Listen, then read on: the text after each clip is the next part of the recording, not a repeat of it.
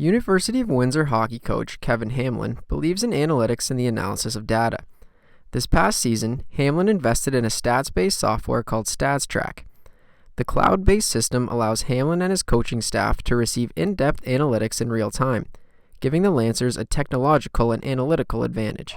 I'm sure that we work smarter than a lot of other programs, and not suggesting we work any harder, but we work smarter. We find ways to work smarter, and this is one of those ways. It's one indicator of how your team is playing, how an individual is playing. There's a lot of other variables and factors that go into how a player plays, but some analytics are pretty telling, and you'd be foolish in this climate with so many people focusing on analytics and certain stats. You'd be a fool not to at least consider it. There is no doubt that statistics in the game of hockey and the way coaches assess and implement these stats is evolving.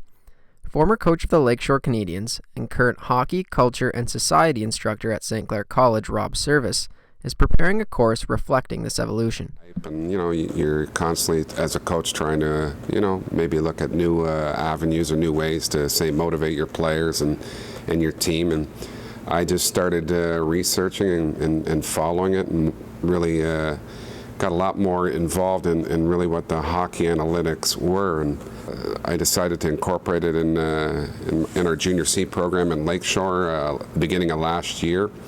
And really, I was looking at the iCourse, as it's called, and really that has to do with all the shots that are, say, thrown at the net during a game. And the second one was actually zone entries that we kept total of it.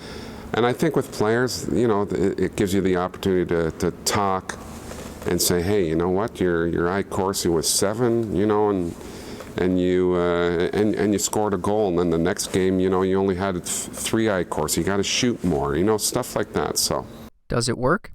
Neither the Canadians nor the Lancers have had more success than a team like the LaSalle Vipers, who choose to only analyze more basic stats the old way, recorded often by the backup goaltender. And I basically just record the shots for our team against the other team's net.